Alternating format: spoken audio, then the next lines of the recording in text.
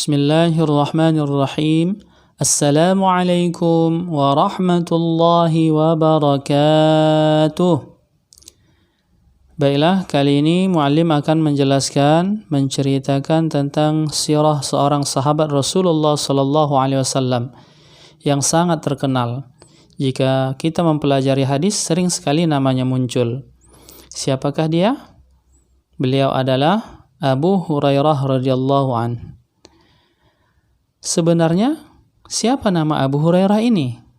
Anak-anak muallim sekalian, dari mulai kelas 1 sampai kelas 6, perlu diingat bahwa Abu Hurairah bukanlah nama aslinya. Abu Hurairah adalah gelarnya, artinya bapak kucing. Kenapa Abu Hurairah disebut bapak kucing? Karena Abu Hurairah sangat suka terhadap kucing. Beliau mempunyai seekor kucing yang seringkali mengikutinya, seolah-olah kucing itu adalah bayangannya. Dia memberinya makan, memberi tempat, dan bahkan terkadang memandikan atau membersihkan kucing itu. Lalu siapa nama aslinya? Nama aslinya adalah Abdu Syamsi. Namun ketika beliau masuk Islam pada tahun 7 Hijrah, Rasulullah sallallahu alaihi wasallam menukar namanya. Kenapa? Karena artinya tidak bagus. Abdu Syamsi artinya hamba matahari. Akhirnya ditukar oleh Rasulullah menjadi Abdurrahman. Hamba Allah, hamba Ar-Rahman, Allah yang Maha Penyayang. Nah, itulah nama Abu Hurairah, yaitu Abdurrahman. Beliau tidak lama dengan Rasulullah.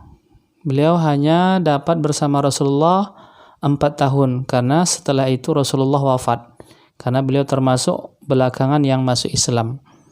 Namun demikian, beliau sangat banyak hafal hadis, karena setelah masuk Islam beliau sering kali mengikuti Rasulullah kemana pergi, sehingga beliau dapat menghafal hadis yang banyak dan hafalannya sangat kuat. Pernah suatu kali Marwan bin Hakam menguji hafalan Abu Hurairah.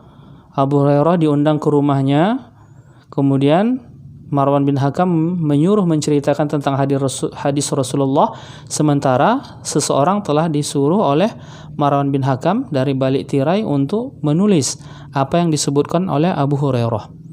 Setelah berlalu 1 tahun, Abu Hurairah dipanggil kembali oleh Marwan bin Hakam dan menyuruh Abu Hurairah untuk menceritakan hadisnya yang pernah diceritakan dulu. Ternyata benar sesuai dengan yang ditulis oleh sekretaris Marwan bin Hakam. Ini menunjukkan kekuatan hafalan Abu Hurairah.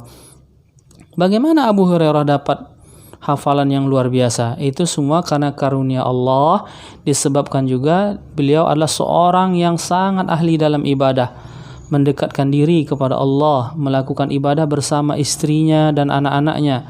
Bahkan malam-malam hari itu merupakan malam istimewa bagi mereka, karena mereka membaginya. Sepertiga malam Abu Hurairah berjaga dan salat. Kemudian sepertiga malam berikutnya dibangunkan istrinya, dan istrinya pula yang melakukan hal demikian. Kemudian sepertiga malamnya dilanjutkan oleh putri-putrinya yang melakukan. Jadi dalam satu malam itu, setiap malam rumah Abu Hurairah tidak ada melainkan berlangsung di sana ibadah, zikir dan salat. Itulah keistimewaannya, sehingga Allah mengkaruniakan hafalan yang baik. Seterusnya, apalagi keistimewaan Abu Hurairah? Abu Hurairah itu sangat sayang kepada ibundanya, karena ketika dia masuk Islam tidak ada yang membuat kegelisahan kecuali ibundanya yang belum memeluk Islam. Nah, namun beliau tetap selalu berbuat baik kepada ibundanya, walaupun ibundanya terkadang menjelek-jelekkan Rasulullah. Bahkan Abu Hurairah pernah mengadu kepada Rasulullah bahwa ibunya sering menjelekkannya dan dia mohon dimaafkan. Akhirnya setelah berulang, ringkas cerita, Abu Hurairah mendatangi Rasulullah dan mengatakan, "Ya Rasulullah, doakan ibuku." Akhirnya ketika itu Rasulullah menyuruh pulang. Ketika pulang Abu Hurairah ke rumah, ternyata ibunya sudah berpakai pakaian kurung, dan ketika menyambut Abu Hurairah, beliau mengucapkan syahadat. Ibunya masuk Islam. Lalu Abu Hurairah berlari lagi kepada Rasulullah dan mengatakan kabar gembira itu. Nah, itulah diantara kebaikan Abu Hurairah. Lalu apa hikmah yang dapat kita ambil dari kisah ini? Sangat banyak.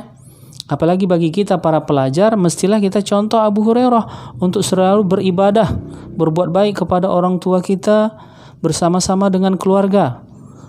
Apalagi di masa-masa sulit seperti sekarang ini yang menyebabkan kita mesti berkumpul di rumah. Lakukanlah kegiatan-kegiatan. Boleh misalnya anak-anak semua meminta kepada orang tuanya berdiskusi atau membacakan bergantian sebuah buku agama, buku sejarah atau buku apapun itu. Jadi kita tidak mesti melakukannya malam seperti Abu Hurairah. Boleh kita isi di waktu siang di bulan Ramadan ini. Semoga yang singkat ini bermanfaat. Billahi taufiq wal hidayah. Wassalamualaikum warahmatullahi wabarakatuh.